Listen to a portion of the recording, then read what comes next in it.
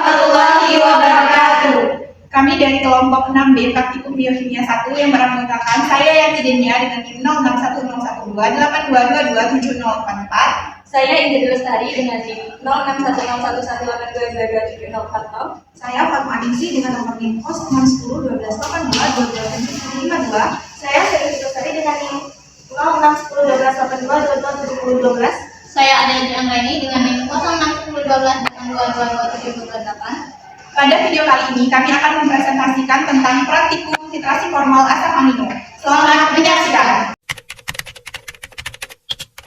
Tujuan, mahasiswa mampu bertanggung jawab mengelola atau mendesain, melaksanakan dan melaporkan eksperimen titrasi formal asam amino.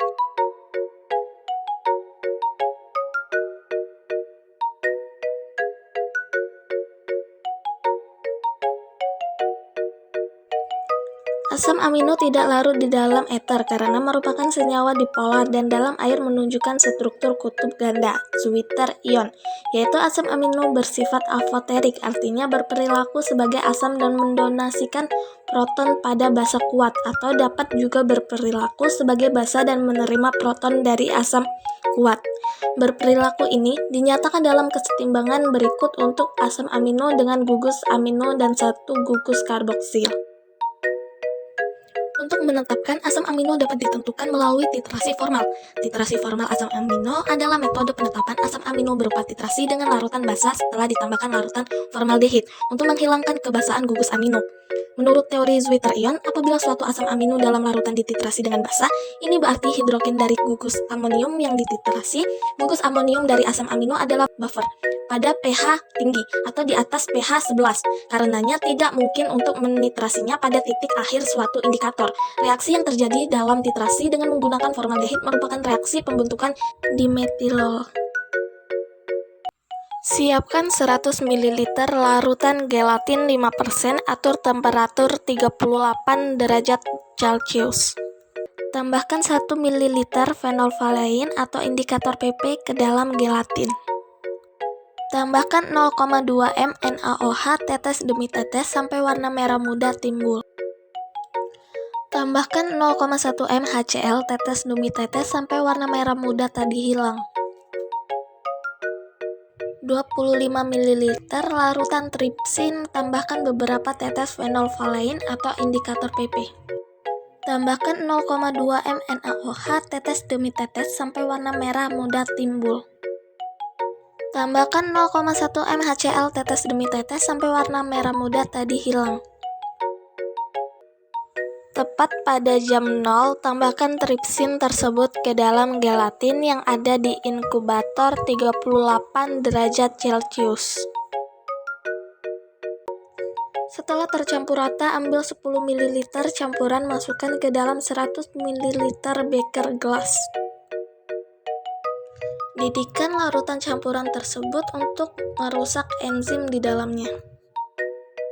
Setelah itu dinginkan larutan yang dididihkan tadi. Tambahkan 15 ml formalin netral ke dalam larutan yang sudah didinginkan tadi. Tambahkan 3 tetes fenolphthalein atau indikator PP. Pada interval 15, 30, 60, dan 90 menit lakukan hal yang sama seperti video yang sebelumnya. Semua ini dilakukan duplo. Pada masing-masing hasil reaksi di atas, interval 0, 15, 30, 60, dan 90 menit, lakukan titrasi dengan 0,02 m NaOH dengan titik akhir warna merah muda.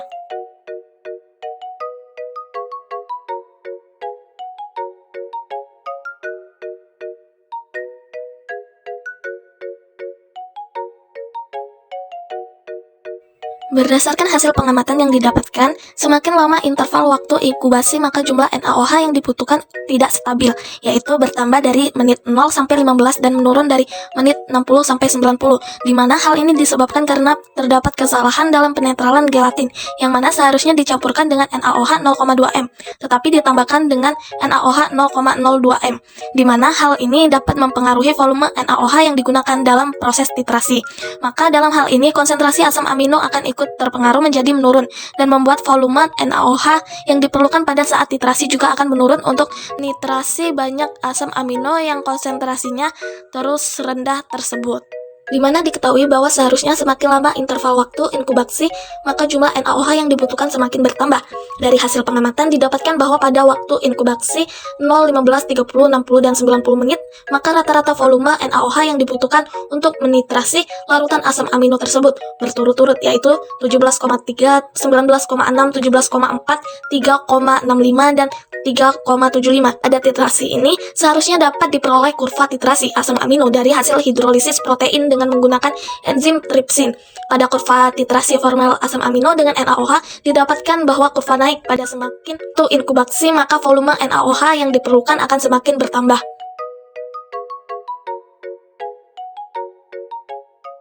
Demikianlah video praktikum titrasi formal asam amino dari kelompok kami. Kami akhiri. Wassalamualaikum warahmatullahi wabarakatuh.